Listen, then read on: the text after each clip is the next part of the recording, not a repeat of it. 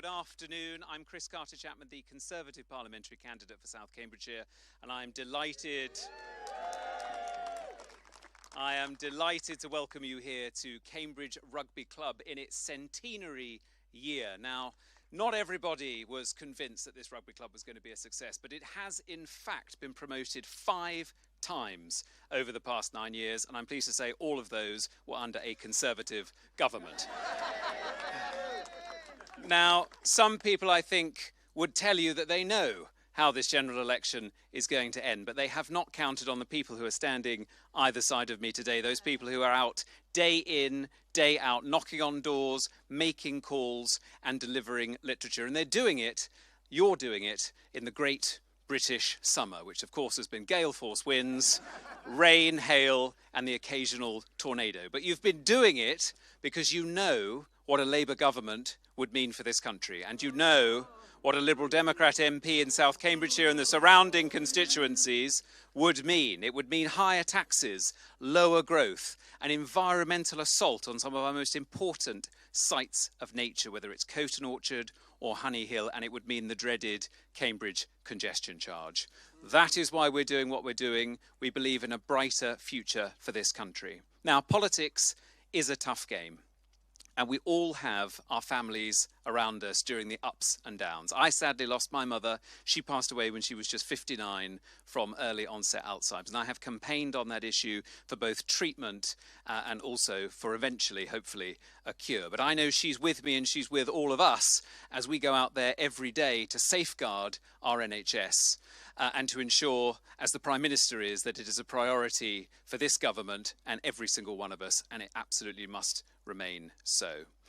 Ladies and gentlemen, we as a community are campaigning for a better Cambridgeshire, whether it be in South Cambridgeshire, across the east of England, where we can make a real difference between now and polling day. And we're doing it because we are a family and we are a community, whether it be here in beautiful Cambridge or whether it be across our villages, all of whom need our support. That is why we're doing what we're doing. Don't lose sight of the prize at the end of this general election campaign. Not only can we win seats like South Cambridgeshire and those around it, we will win them and we will do so together. Thank you very much. I'm now delighted to introduce the Secretary of State for Culture, Media and Sport and the next Member of Parliament for Ely and East Cambridgeshire. It's Lucy Frazer.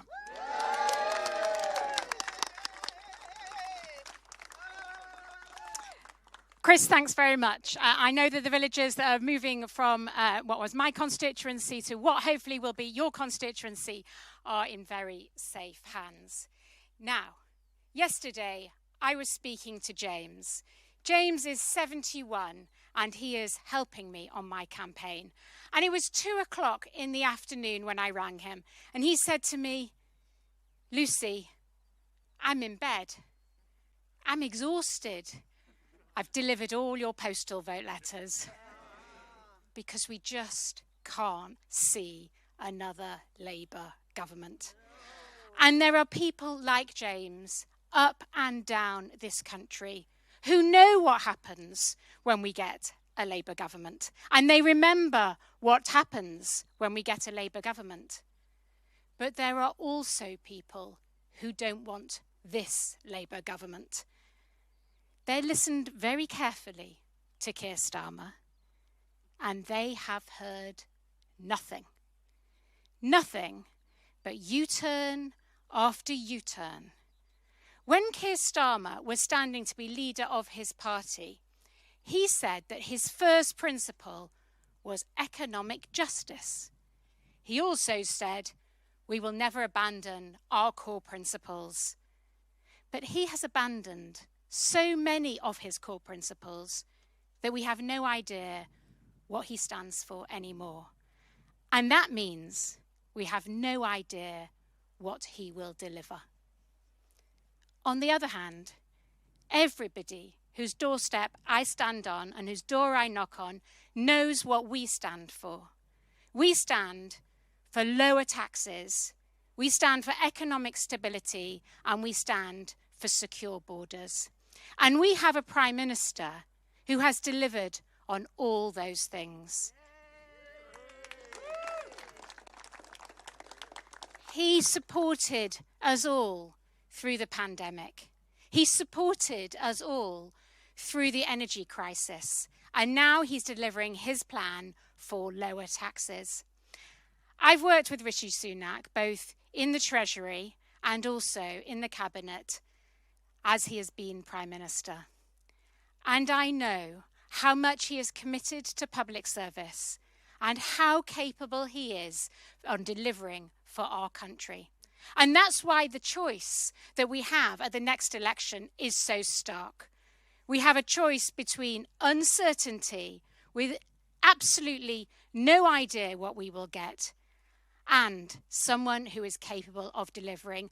And that's why we are going to work extremely hard for every single vote for the 4th of July. And now it is my pleasure to introduce you to our Prime Minister.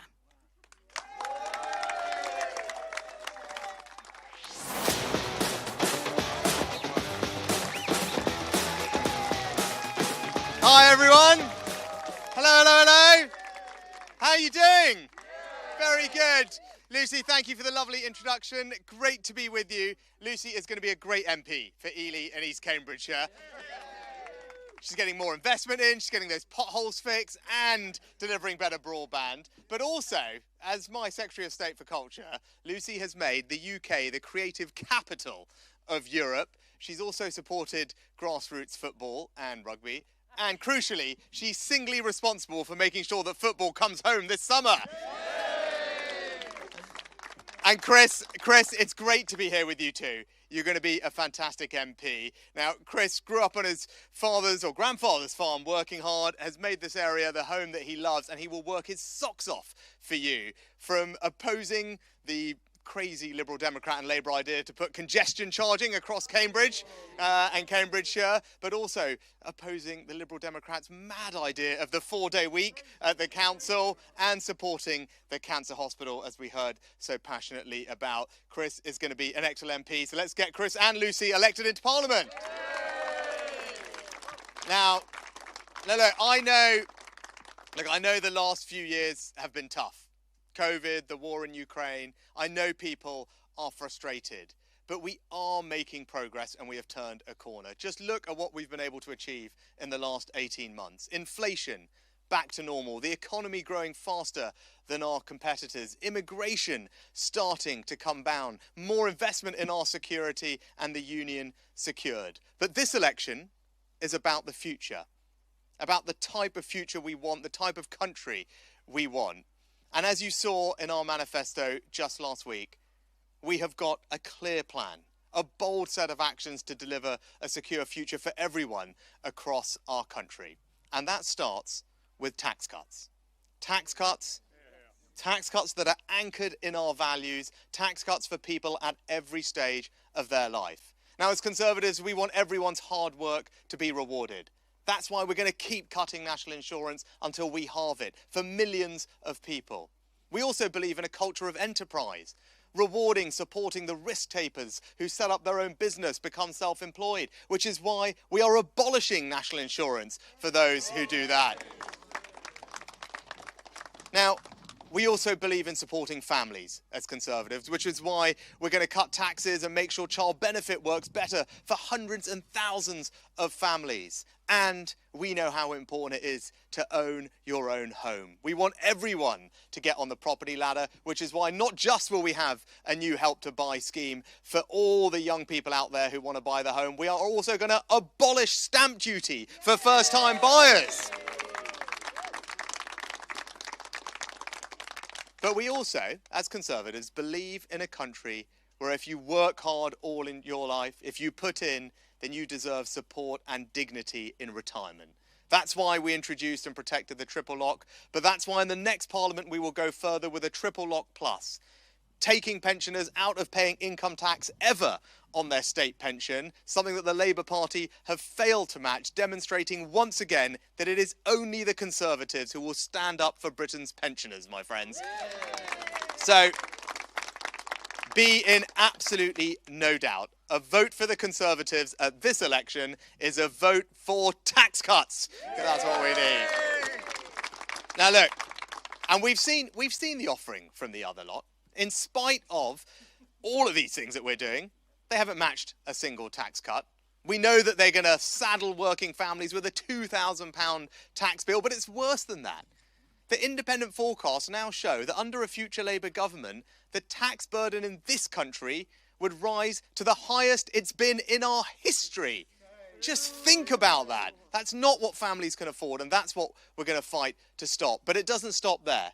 In spite of the increase in welfare that we've seen, particularly for those with ill health since the pandemic, and the forecast for welfare to continue growing unsustainably, unlike us, who will support people into work and reform welfare, the Labour Party don't think that you can save a single pound from our welfare bill. Think about that, not a single pound, right? That's how disconnected they are from the values of working people. And I was out with Claire. Where is Claire? I was out with our fantastic Secretary of State, Claire, today at a gas rig in the North Sea, seeing the importance of the North Sea to our energy security, to cutting people's bills. Again, what would Labour do? They would ban North Sea energy, damaging our economy, damaging our energy security, rushing to net zero in a way that saddles families with thousands of pounds of costs. When it comes to migration, we're the ones that have got a clear plan. The only way to fully solve this problem is to have a deterrent, so that people know that if they come to our country illegally, they won't be able to stay, which is why we will put them on planes to Rwanda. What would Labour do? They would scrap that scheme, release everyone from the detention centres and offer an amnesty, making us the soft touch of Europe. Right? That is what the choice at this election, my friends, is. And it's worse than that. It's worse than that. Instead of celebrating our success as a country, as a society, Labour would introduce a divisive Race Equality Act. Just think, we have the first British Asian Prime Minister, the most diverse cabinet in our country's history. I think we're doing all right, actually.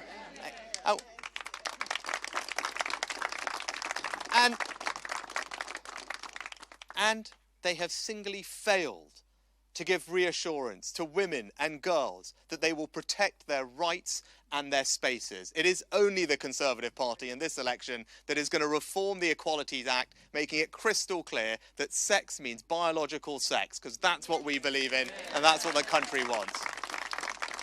Now, I get asked a lot about the polls, as you might imagine.